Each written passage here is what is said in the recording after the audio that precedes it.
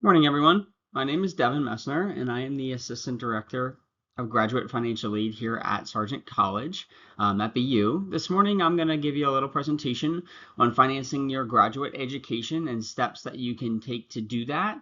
And then we'll kind of go through some information as it relates to general financial aid within Sargent College here at BU. I'll start by introducing myself. Like I said, my name is Devin. I just recently started here with Sargent College at BU in the last couple of months. But I'll be here to help you through the whole process and help you get everything squared away if you have any questions. And I'll provide my contact information at the end too as well. All right, so today we're going to be talking about understanding the cost of attendance and what that means for Sargent. We're also going to talk about how we can secure different types of funding such as scholarships, federal financial aid, any type of private loans, and then some student employment opportunities that might come up throughout your time here as well. So understanding the cost of attendance and what cost of attendance means. Cost of attendance is going to be your overall kind of cost of what it may cost you to attend BU, specifically Sargent College within one of our programs. Now, your cost of attendance is made up of some indirect and direct costs. So we'll go through these as we kind of look at this check sheet here, and we'll talk about each one of these. So the numbers that you're seeing on your screen are going to be based off of our 9-month academic year for the 26-27 costs. Now, these numbers are pretty set in stone. There are some estimated numbers in here that may change for you depending on what program you're in, where you're living, and different things like that. But this is generally going to be most of the standard kind of information. You'll see the tuition and fees here. Those are both direct kind of costs and charges. So those will be billed to you in your BU accounts. When we look at estimated charges, we're looking at our housing and food, our personal, our transportation, and our books and supplies. So those are all estimated because those are never going to be direct things besides books that you'll pay to BU. Most of those things you have the opportunity to kind of purchase wherever you need to. Maybe you're living on campus and you are kind of paying BU for your housing and food. That's perfectly fine. But if you're living off campus, it's estimated because we're not sure how much your rent will be and your meals and everything like that. Transportation and books and supplies are also estimated as they may change throughout the year depending on the courses you're taking, where you need to commute to, different things like that. And then the federal direct loan fee on here is $214. So this is the federal direct loan fee for the 25-26 academic year. It shouldn't change too much. It should change maybe by a couple dollars here and there when they set that information in July 1st for the upcoming year. So you can kind of see the total cost here for a student that is full-time in the fall and spring semesters. You'll see everything built in there is $96,036. If you want to know exactly what your costs are for your program and everything that entails your program, you can see our website here at the bottom, and you can click on program costs, and we have a breakdown of each individual program and each individual course you're taking. It'll kind of explain how many credits you're taking per semester and kind of give you all that information. And it also gives you a good estimate as the total of what everything is going to cost for your program directly as well too. So I definitely recommend taking a look at that and kind of going over that. So some other expenses that you may incur while you're here at BU, your medical insurance premium is something that Massachusetts state law requires students to have the adequate medical insurance. So full-time BU students are charged medical insurance each fall semester. The amount that's going to be charged for this upcoming year, 26-27, is $4,054. So previously BU would have a basic plan and then an extra plan. They're just going with one plan this year for that $4,054. And we also do understand that some students may already have their medical insurance coverage. Maybe you're under your parents or you have your own kind of medical coverage. You can kind of complete the waiver to apply to get that BU insurance waived off of your bill. And the link for that is right here as well too. So you'll be able to go in there. That's also on our website under the health insurance portion. You'll go in there, submit all the information, the supporting documentation to show that you're already insured and everything like that. Will work to get that charge taken off of your account. If you go on to that SHIP page right there, SHIP is the kind of carry out that does the insurance for us. So they have their own contact center. So if you have any questions related to this, you can reach out to them directly as well too. You will have some clinical education fees throughout your program here. Now, this all depends on what program you're taking, what time those clinical education fees are going to be charged to you and everything like that. So in the last slide, we talked about going into the costs on our website for each individual program. That's where you can find these clinical education fees. So they'll be listed out in there by semester. And then if there's more information needed, you can click on that link that's underneath your program, and it will take you to the breakdown to explain those educational fees on there as well too. So students that are registered for less than 12 credits are charged $2,282 per credit. Now that is the amount for 26-27. So if you're planning on taking like a half-time or part-time semester, let's say you're taking 6 credits per semester, you're going to get charged that rate rather than that big tuition rate that we showed on the cost of attendance screen. So just kind of keep that in mind if you're in a part-time program or you're taking your program part-time. That cost is a little bit different, and that breaks down with your credits there and everything else too. Some of the fees do stick with that, but the credit fee is just changed a little bit too as well. All right, so what does that all mean? It kind of means that your tuition is based off of your program.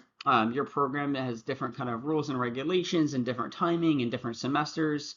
So everything is kind of broken into your estimated charges. So this check sheet right here is a really good tool that we created for you. This allows you to go in and put what your tuition charge is going to be for each semester. It allows you to put in your fees. So these student services fees and health and wellness fees are automatically calculated in there as well too. These don't change if you're a full-time student. Those are going to be the exact amounts for next year. And then we also put your health insurance in there. And then if you're looking to do the sports pass as well, there's more information about that on our website. We include that in there as well too. So this check sheet really gives you kind of a breakdown of what it's going to be for the fall semester, what it's going to be for the spring semester. And then this is where it's interactive. So you can go in here and you can add your merit scholarship in there if you've been awarded one. Any internal or external scholarships that you've also been awarded, you can add in there. And it's going to apply to that calculation. And then down at the bottom here, you're also going to see we have the direct loans, the direct unsubsidized loan, direct grad plus. If you're already in a program, you may be eligible for that grad plus, but if you're starting a new program in the fall semester, then you would not be, as the new guidelines, and we'll touch on that as well too. And then any private loans that you may take. So at the bottom, it sums up your balance of charges minus your financial aid, and it tells you directly what those costs are going to look like per year and everything too as well.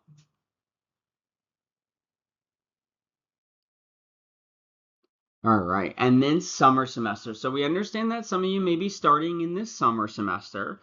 Some programs do start off in the summer and then continue throughout the fall and the spring semester. You'll see those programs listed at the bottom here within my slides. But how that's basically going to work is that tuition for these classes is going to be charged on a per credit basis along with those student services fee. So keep in mind on our last slide that we talked about how much it was going to be per credit. You can reference that if you need to. That's how the tuition for the summer is charged. So if you're taking 9 credits for the summer, it's going to be 9 times that specific amount that we have listed. And that's how you can calculate exactly what your tuition charges are going to be. And then you'll have that student services fee as well too. That student services fee for the summer is typically $75. You'll see that kind of bill on your account too as well. Please keep in mind that your BU merit scholarships, if you've received them, cannot be applied to summer tuition. Most of those are going to be specifically for fall and spring semesters within your academic program. Now, we also will tell you that when we send you the merit award, when we send you the kind of awarding letter and everything like that, it'll tell you how many semesters you're guaranteed to have that award for. And then what I say is you can use that and then go on to your breakdown of your costs on our website, and you can see exactly, typically if it's a 5-semester award, you'll see that you're taking 5 semesters, fall, spring, and then fall. So you'll see kind of the breakdown of that as well too. But just keep in mind that those merit awards don't get applied for the summer semester. Those summer semesters are covered via out-of-pocket, using federal or private financial aid, or anything, payment plans that we have to offer, different things like that too as well. All right, so your tuition payments. So tuition for the academic year is paid in 2 installments. So it's going to be for the fall and then the spring semester. Fall tuition for new graduate students is due mid-September. and then spring tuition is due mid-December. So as spring is billed mid-December, we just always encourage you to kind of make sure that you have that figured out prior to December. That way you're not having to worry about it in the middle of your semester or over the holidays. If you can have all your fall and spring kind of funding figured out before you start classes in the fall semester, that's great. That way you're not having to worry about it too much in the middle of the semester or when you go home for break or anything like that too as well. Once you get registered, that's exactly when your bills kind of start to generate. Once we start making those registrations, the student accounts office receives word of that, and then they start to kind of generate those statements. You will receive an email, and you'll also receive a notification on your MyBU once those statements are ready for you for the upcoming semester. So if you're already started to get registered for the summer semester, our summer kind of statements have come out already, and they're starting to come out here. And then as we get closer to June and July is when we're going to start to see those fall statements come out as well too. So you can look through those, see all your tuition charges, see if you have any questions on those as well too, and we're happy to help you out there. Some students may also choose to use a payment plan. Payment plans are really nice here because you don't have to pay the full amount on a payment plan if you don't want to. Let's say that you have money set aside for college and you specifically only want to do a certain amount on a payment plan. We can absolutely do that and break that down for you, and then you can pay the rest with financial aid, or if you're planning to take out a loan for the rest or anything like that, you're welcome to do that too. So our payment plans are really nice in that they give you the opportunity for that.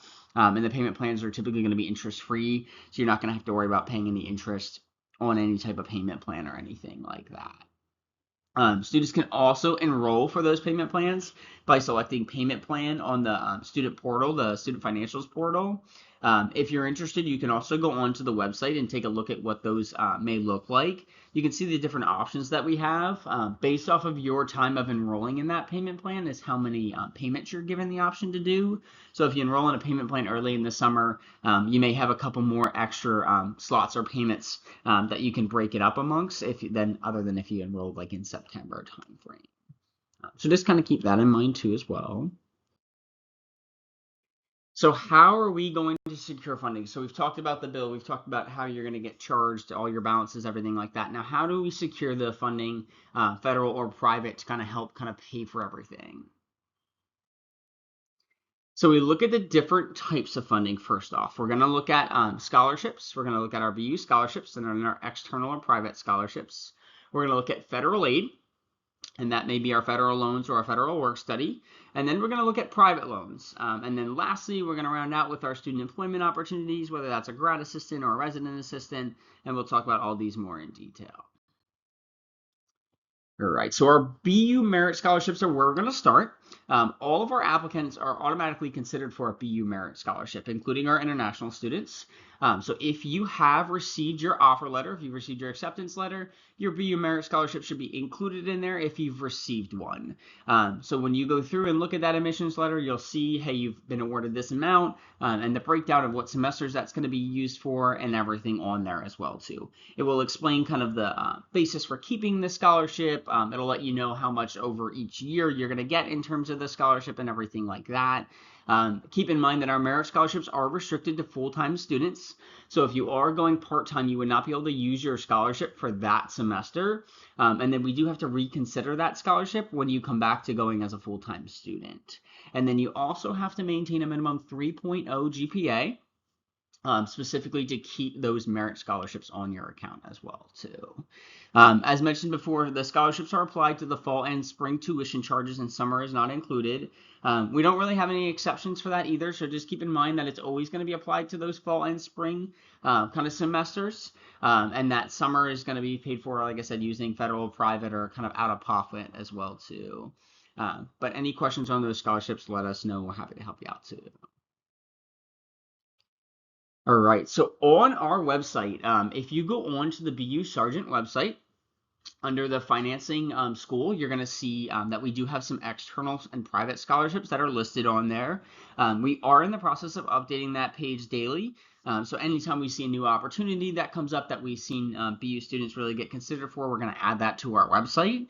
And you'll be able to go on there, you'll be able to take a look at those and apply for those. We do have those broken down in several different levels. So we have general scholarships where pretty much anyone can apply for if they qualify for it, if you meet their requirements. And then we have them broken down by program. So if there's specific scholarships for your program that we've seen students get or take a look at and apply for, we also have those listed as well too. So like I said, that's an updating process daily. So we're always going on there, seeing if any applications have expired and taking them down and trying to update new ones and everything like that. So be mindful, keep checking that, keep taking a look at that, seeing what we have to offer, what's always listed there. The link is on this page as well too, so you'll be able to see that. And then we also kind of list on our page here a couple different kind of external sources that you may reach out to. FastWeb is a really good website that you can go onto and you can sort different scholarship opportunities. So those aren't specifically through BU, but those are going to be ones throughout the US or throughout maybe where you're living or anything like that. You may be able to sort that page, find ones based off of schools that you've gone to or different kind of qualifying factors. That's always a good website to check out too as well. Just be mindful of any external private scholarships. Make sure you do a little research to make sure they're legit. Any website or any scholarship that we post on our site is going to be legit, and there's not going to be any scams or anything like that. But if you're just kind of Googling scholarships, make sure it's a legit website. You're not getting sucked into a scam in which you're giving information. You shouldn't have to give a social security number or anything like that in a scholarship application. Only when you've been awarded the scholarships, they may ask for some of that information. So just kind of keep that in mind too. And then make sure another good tip is to check the national organization for your profession. So if you're in one of our specific programs and there is an organization, national organization that represents your profession, they may have a couple of scholarship opportunities. So feel free to go onto their website, take a look and see what's up there as well too. And then we also indicate here international students should consult an Education USA Advising Center as well. That's a really good opportunity for international students to see if they can secure any additional funding. We always recommend reaching out to them, seeing if there's anything that we can help you with. We are working on our website of creating kind of an international tab for scholarships as well too, so you should see that updated soon, and that should have some opportunities that you can consider on there as well.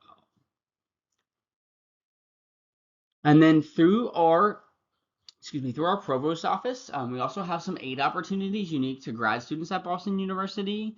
So the links for these is here. You can go on here, you can click and you can learn some more information. Some of these are fellowships, some of these are grants, different things like that. So all things to consider. Any additional funding is going to be really good and can really help out. You're allowed to bring in as much external funding as what you want, up to your total cost of attendance. We're never going to say that that's too much scholarship money or anything like that, unless you get over the cost of attendance, and then we can kind of figure it out at that point. But feel free to apply for as many external scholarships as you want to. Get awarded those scholarships, bring those into BU. We're happy to help you get those applied to your account and everything like that too as well. All right, so federal financial aid. So federal financial aid has changed a good amount, and it's going to change a lot on July 1st of 2026. Any student who is coming in after July 1st, 2026, is starting specifically in the fall semester, is going to adhere to some new guidelines. And those new guidelines, there's three big new guidelines. The first guideline is going to be how much you can borrow in terms of your federal limits. We do list that on our website, so you can contact and look at that information on there. The next biggest thing is that the federal Grad Plus loans are going to start to go away. So any student that's not enrolled in a program already, students that are coming in the summer may have the opportunity to take out Grad Plus. We're still waiting on some information on that. But students that are starting in August or in September will not have the opportunity to take out a Grad Plus loan, as that program is being dissolved by the Department of Education. And then the third big change that we're going to see is that federal direct unsubsidized loans are going to have to be prorated based off the amount of credits you're taking. Now, if you're a full-time student, then you're not going to have to worry about the proration because it's going to be the total amount that you're typically offered. But if you are a part-time student and you're taking part-time one semester or a couple semesters, we might have to prorate the amount that you're going to get in terms of those direct unsub loans, So those are the big two options. Now, federal aid comes from completing the FAFSA application. So you want to complete that FAFSA. If you're starting in the summer, we want you to complete the 25-26 and the 26-27. If you're starting specifically in the fall semester, then you just have to complete the 26-27 FAFSA application. And that automatically puts you in the running for those direct unsubsidized loans. If you have a FAFSA on file for us for the fall, we'll automatically add those unsubsidized loans, and you qualify for those loans, we'll add those onto your account. So that way you can go in there and you can accept or decline those awards. And there's a couple extra things you'll have to do: master promissory note, entrance counseling, different things like that. So those are the federal options. The other thing is federal work study. So if your FAFSA comes into us and may qualify for a program called federal work study, what that means is you can get a job on campus. Our offices will pay you directly in a paycheck every 1 to 2 weeks. And those funds are just kind of federally funded through the Department of Education. If you go onto our student employment website, you'll see that on our website as well too. You'll see some options there for federal work study. If you're interested in working on campus or getting a job on campus, it's a really good opportunity to learn about a department and also make money while you're doing that too as well. To be eligible for federal financial aid, you do have to be a U.S. citizen or U.S. permanent resident. You have to maintain at least half-time enrollment, so 6 credits or higher. You have to make sure you're maintaining SAP. Some of you may ask what SAP is. SAP is specifically just make sure you're not withdrawing from a bunch of classes. You're keeping your GPA up and everything like that. You're maintaining where you need to be in terms of kind of progress. And then you do have to be enrolled in a degree program. So if you're just taking a couple courses here and there and you're not enrolled in the program, then you wouldn't qualify for federal financial aid. All right. So here you're going to see the 2 different types of loans that we talked about in the last slide. You're going to see our federal loans, you're going to see our direct unsubsidized loan, and then you're also going to see our federal Grad Plus loan. So here's the information on what these loans are going to entail. Graduate students may receive up to $20,500 per academic year for the federal unsubsidized loan. This just comes from completing the FAFSA application. The interest rate on that loan is 7.94% for this year. Mind you, these interest rates change on July 1st, so we won't have those new updated information until after July 1st, but this is the previous interest rate. They typically don't change too much, but that's kind of what it's around right now. And then obviously we put on here that may be subject to proration as well too, as we wait on some more guidance from the Department of Education in terms of those rules and regulations. But if you're part-time, it may need to be prorated, that $20,500. The federal Grad Plus loan is on here as well too. That interest rate is 8.94%. It is a credit-based loan, so you're going to complete that application on the studentaid.gov website. And that loan may be requested up to the total cost of attendance, so tuition and living expenses. We may also need to prorate that Grad Plus loan. If you're a student that's coming in this summer, is eligible for that Grad Plus loan, in the following years, we may have to prorate that loan as well based off the amount of credits you're taking. A lot of the changes that are happening as of July 1st, 2026, we still don't have full information and full final regulations on. So we are just waiting on those from the Department of Education. And as soon as we get those, we hope to have an FAQ sheet on our website and updated information, just letting you know exactly what those changes are going to look like too as well. So as I mentioned, this is how you can kind of complete and apply for the federal financial aid. You're going to go ahead and complete that FAFSA application. You're going to complete your entrance counseling and master promissory note. When we add those loans onto your account, you're going to see those to-do lists are going to pop onto your MyBU, and that's going to be the entrance counseling master promissory note. But here is the application. Here's how you can complete that 26-27 FAFSA. You're going to go to studentaid.gov. If this is your first time completing a FAFSA, you'll have to log in or create an account and then get logged in, and that's when you can complete that application. Reminder, you are a graduate student now, so you will not need parent information. It's only going to be your information on there, and then if you have a spouse, you would include their information as well too. But the FAFSA will guide you through all that information. All right, and this is just some more information. So we talked about a lot of this already. If you're coming into BU in this summer, you're going to want to complete that 25, 26, and 26, 27 FAFSAs. 25, 26, you have up until June 30th to complete that FAFSA. So make sure if you're coming in the summer, you definitely get that done. I would say get it done before the end of May. And then 26, 27 will be open for a little while. But go ahead and definitely get both of those completed as soon as you can. Our code for the FAFSA is going to be 002130. So you can go ahead and you can enter that in when it asks you to add a school for the FAFSA application. And then just keep in mind, they will use the federal tax information. They do use the FTI tool, which automatically pulls your information from the IRS's website and automatically adds direct IRS reporting information onto your FAFSA. So you really don't have to sit there and type in that income information anymore. It's really just going to pull all of it automatically. So the application itself really takes about 10 to 15 minutes to complete each FAFSA application. And then just a reminder here, Sargent College does not require that you complete a CSS profile. So that is not required for us. You don't need to do that. You just, if you want to access and use federal aid, you'll just use the FAFSA application and get that all into us. All right. And then on to our last realm of funding, and we're going to look at what's called a private or credit-based loan. So students that don't have the opportunity to take out a Grad PLUS, or students that may have a really good credit, or parents may have really good credit, or co-signers may have really good credit, you want to look at what's called a private loan. Now, a private loan is a loan through a third-party bank or credit union. You're going to see a bunch of them out there. You're going to see SoFi, you're going to see Sallie Mae, you're going to see Citizens Bank, a bunch of different options that you can consider, that you can look at and see what might be best for you. We use a third party called Credible. And our link to this is on our website. You can click on Credible and it will give you all the different federal or private loan options that we have to offer. You can go ahead and you can sort through those options. You can add terms on there. You mean what your terms of paying back you want to be, how long you want the loan to be, what specific interest rates and stuff like that. You can go through all those different ones. I always say look at the perks of each loan individually and see if you're getting an interest rate discount for automatic payments, different things like that. That's how you can really decide what's best for these loans. I always encourage the student and the cosigner, if they're on there, to apply for 2 to 3 loans. So that's 2 to 3 loans total, not 2 for the student, 2 for the cosigner. 2 to 3 loans total, just because it's going to do a hard credit pull, and we don't want you to pull your credit too much when you kind of look at these, but we want you to kind of get out there and see exactly what the best interest rate for you is going to be. With these loans, we encourage that you apply for these at the end of June, early July, just because these loans have a 90-day credit check associated with them. We don't want you to apply now, because if you apply now, you get approved, and then it kind of 90 days goes by before we're able to actually disperse that loan onto the student's account. Then you have to kind of reapply and redo another credit check.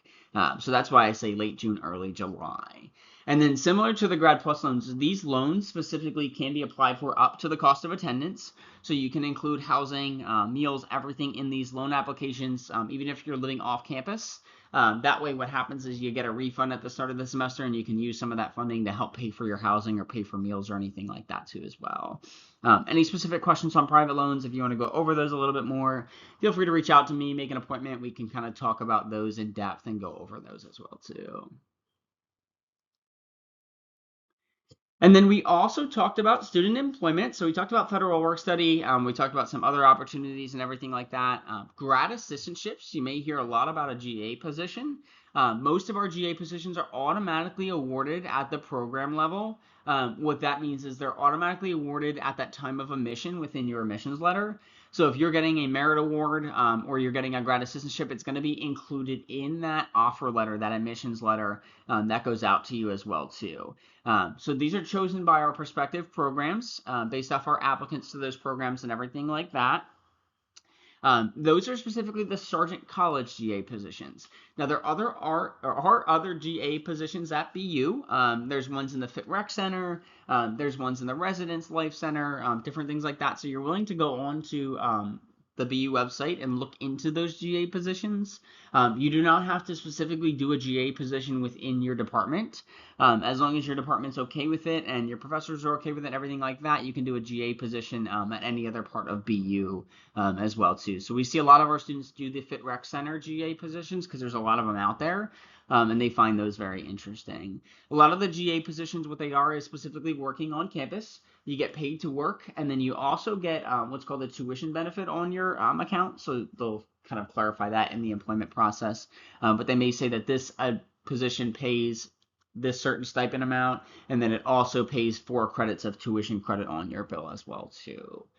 So all those will be kind of listed in the application process, and we'll explain it there as well too.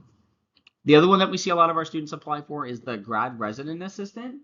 So specifically the GRA is when you can go ahead and you can apply to have a resident assistant position. This means that you're living in one of our kind of resident dorms or anything like that, and you're being an RA to kind of help out as well too. So we also include the links on here, so you can go in there, you can complete those and see what's offered there as well too. You can also stop by the Student Employment Office for a variety of other employment opportunities. You can go onto their website, take a look and see exactly what they have for our students. You can go through and see if there's anything that interests you or any jobs that really interest you, and you can apply for those on there as well too. All right, so that does wrap it up for me. I hope you enjoyed the presentation. On this slide here, feel free to take a picture, screenshot. This has all my information, our email address that you can reach out to with any questions that you may have. Feel free to email me if you want to set up an appointment to discuss further or go into more detail. If you have any general questions, you're welcome to do that as well too. We are happy to help you out in any way that we possibly can. We look forward to working with you at BU here at Sargent College as a BU Sargent College student, and we're happy that you joined the presentation this morning. Thanks so much. Have a wonderful day and take care.